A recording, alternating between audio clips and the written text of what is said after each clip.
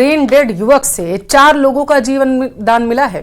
जयपुर और जोधपुर में होने वाले ट्रांसप्लांट के लिए ऑर्गन पहली बार हेलीकॉप्टर से पहुंच रहे हैं। रविवार सुबह करीब 11:30 बजे झालावाड़ से ऑर्गन लेकर के हेलीकॉप्टर जयपुर के एसएमएस मेडिकल कॉलेज पहुंचा और यहां से एक ऑर्गन बॉक्स को ग्रीन कॉरिडोर बना करके एसएमएस हॉस्पिटल पहुंचाया गया।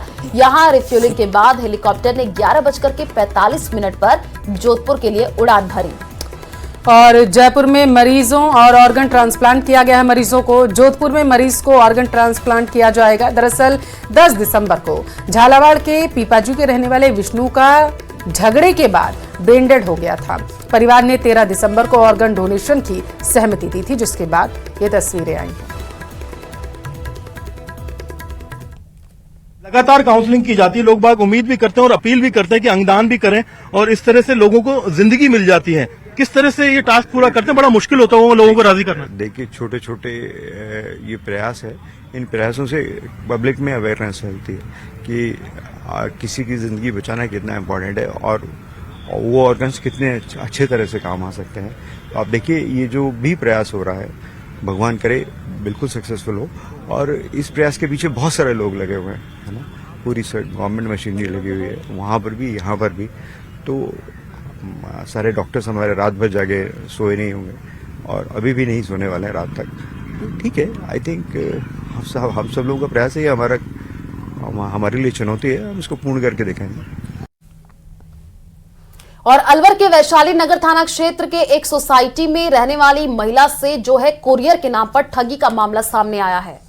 कोरियर के नाम पर 2 युवकों ने एक डब्बा दिया, खाली डब्बा था, उसमें शराब की बोतल, उसके घर डिलीवरी करके वो फरार हो गया। दरअसल बताया जा रहा है कि लॉर्ड सिटी होम सोसाइटी में रहने वाली एक महिला के पास 2 युवक उसके पति के नाम से कोरियर देने आए। महिला का कहना है कि उनके हाथ में कोई हथियार भी था, लेकिन वो समझ नहीं पाई। दोनों युवकों ने घर में भी घुसने की कोशिश की, लेकिन महिला ने उन्हें अंदर नहीं आने दिया। अपने पड़ोसियों को उसने बुला लिया, हालांकि तब तक दोनों फरार हो चुके थे।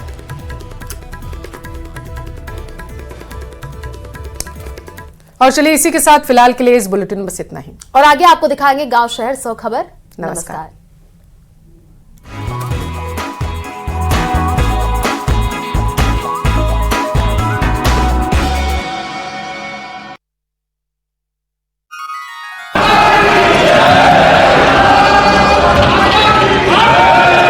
हम चाहते थे बाबा साहब आम्बेडकर का संविधान हिंदुस्तान के हर हिस्से में लगना चाहिए। एक अहंकारी व्यक्ति कैबिनेट के निर्णय को फाड़ दे और कैबिनेट अपना फैसला बदल दे,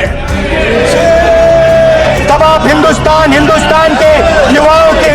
लोकसभा में संविधान पर चर्चा चल रही है। शनिवार को प्रधानमंत्री नरेंद्र मोदी ने संविधान के 75 साल पूरे होने पर चल रही बहस में हिस्सा लिया। उन्होंने लोकसभा में संविधान पर चर्चा पर जवाब दिया।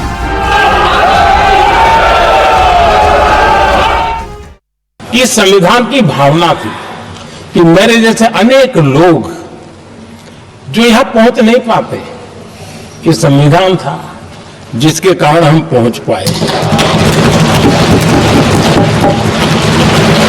क्योंकि हमारा कोई बैकग्राउंड नहीं था, हम यहां तक कैसे आते।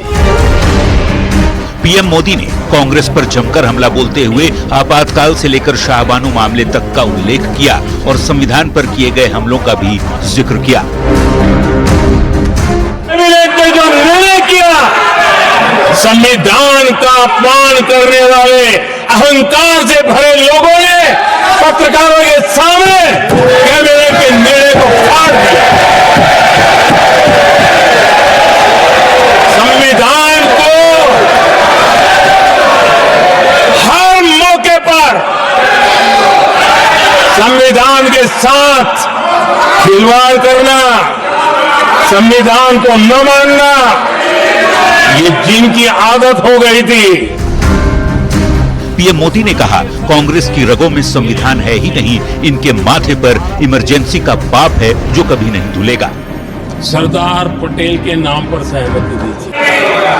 जब इंदिरा जी के चुनाव को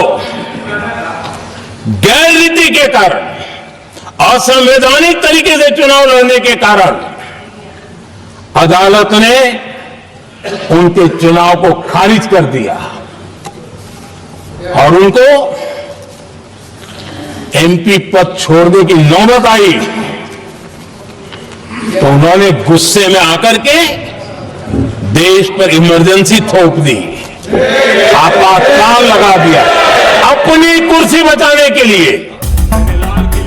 आरक्षण के मुद्दे पर भी कांग्रेस पर पीएम मोदी ने जमकर प्रहार किया। पीएम मोदी ने कहा कि नेहरू जी से लेकर राजीव गांधी तक कांग्रेस के प्रधानमंत्रियों ने आरक्षण का विरोध किया था। नेहरू जी लिखते हैं, अगर संविधान हमारे, आगे नेहरू जी लिखते हैं, अगर संविधान हमारे रास्ते के बीच में आ जाए, ये नेहरू जी लिख रहे हैं, अगर संविधान हमारे रास्ते के बीच में आ जाए, आगे नेहरू जी कह रहे हैं, तो हर हाल में संविधान में परिवर्तन करना चाहिए। ये नेहरू जी ने मुख्यमंत्रियों को चिट्ठी लिखी।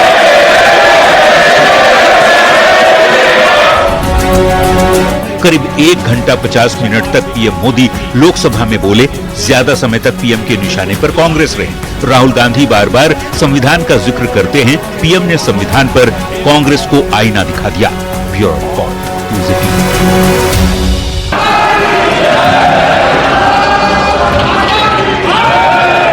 हम चाहते थे बाबा साहब आम्बेडकर का संविधान हिंदुस्तान के हर हिस्से में लगना चाहिए। एक अहंकारी व्यक्ति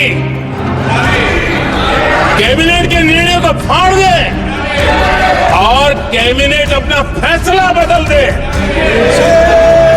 तब आप हिंदुस्तान के युवाओं के। लोकसभा में संविधान पर चर्चा चल रही है। शनिवार को प्रधानमंत्री नरेंद्र मोदी ने संविधान के 75 साल पूरे होने पर चल रही बहस में हिस्सा लिया। उन्होंने लोकसभा में संविधान पर चर्चा पर जवाब दिया।